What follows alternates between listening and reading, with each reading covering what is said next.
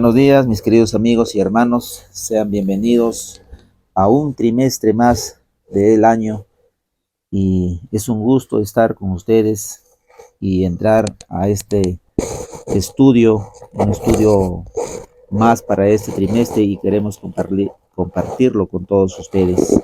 En este trimestre se estudiará la divinidad y para nosotros es un placer compartir los mensajes con cada uno de ustedes.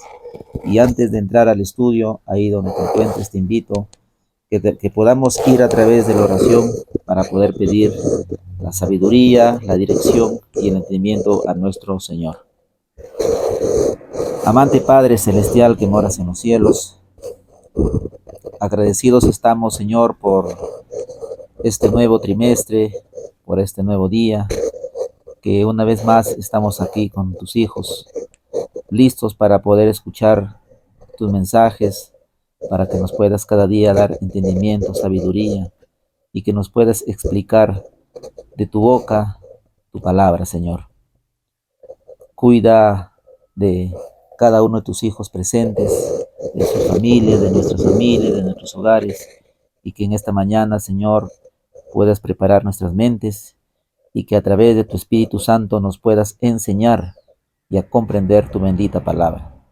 Son favores que te lo pedimos en esta mañana porque confiamos en los méritos de tu Hijo, nuestro Señor y Salvador, Cristo Jesús. Amén, Señor. Muy bien.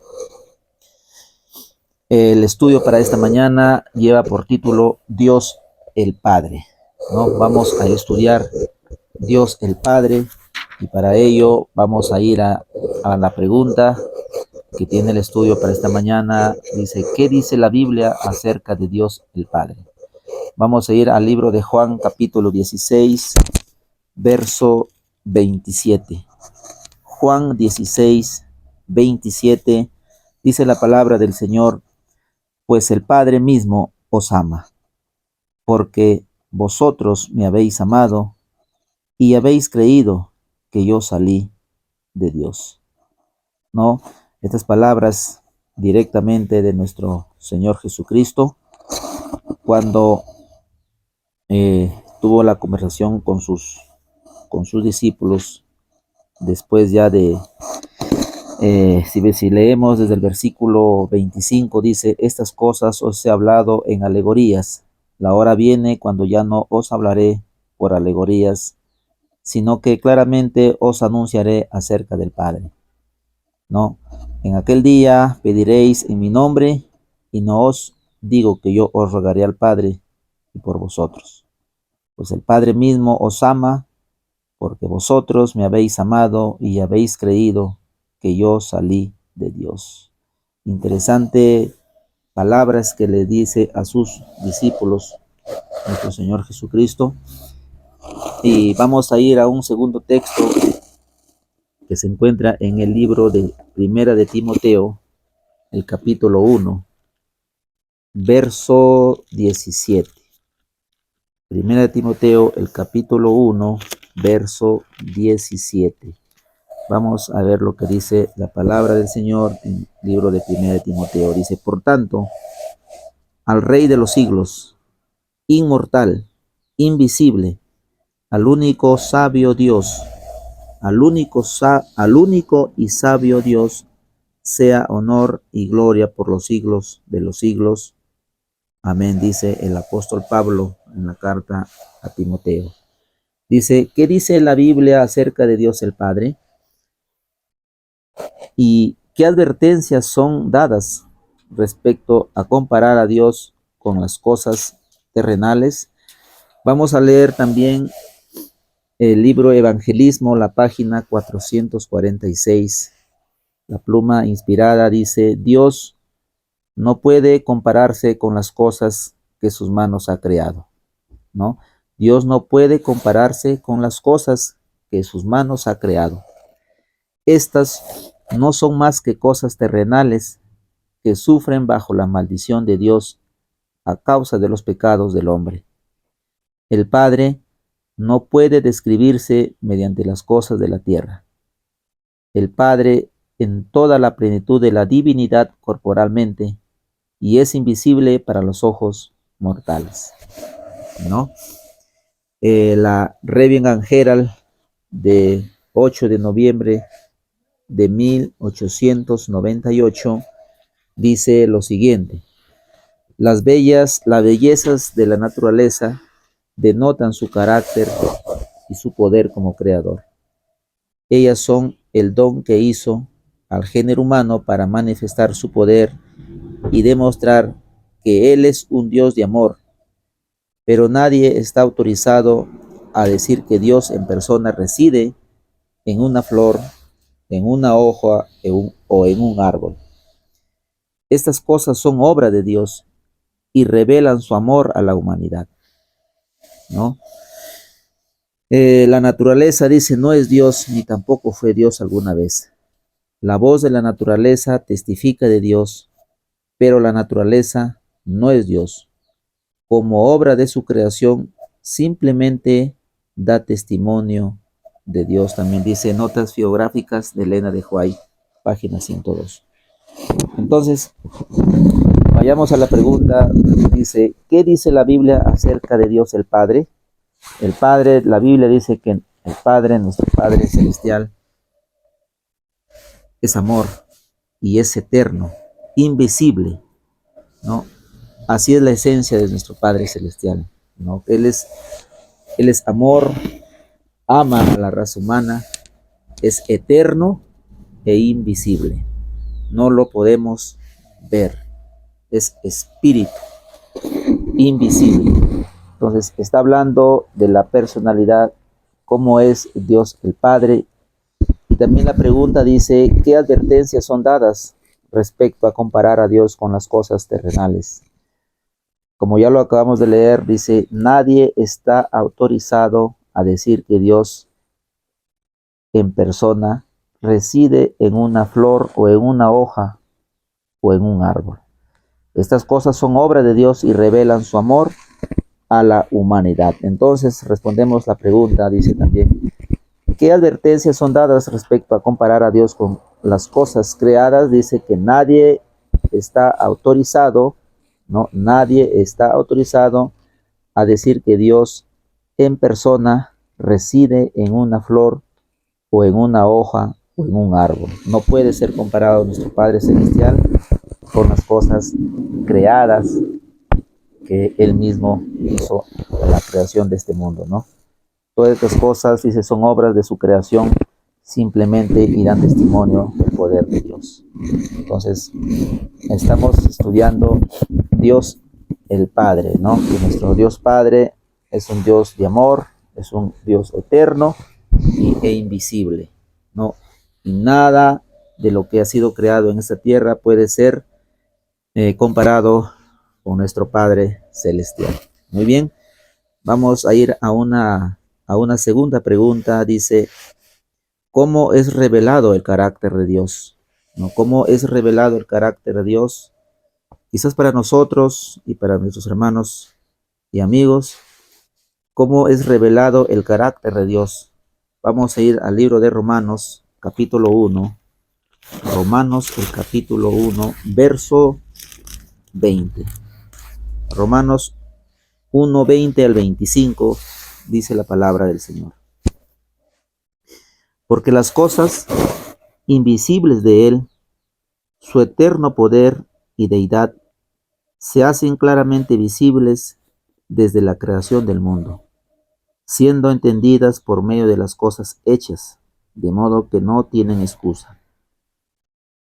Pues habiendo conocido a Dios, no le glorificaron como a Dios, ni le dieron gracias, sino que se envanecieron en sus razonamientos, y su necio corazón fue entenebrecido. Profesando ser sabios, se hicieron necios, y cambiaron la gloria del Dios incorruptible en semejanza de imagen de hombre corruptible, de aves, de cuadrúpedos y de reptiles. Por lo cual también Dios los entregó a la inmundicia en las concupiscencias de sus corazones, de modo que deshonraron entre sí sus propios cuerpos. Versículo 25. Ya que cambiaron la verdad de Dios por la mentira, honrando y dando culto a las criaturas antes que que al Creador, el cual es bendito por los siglos. Amén.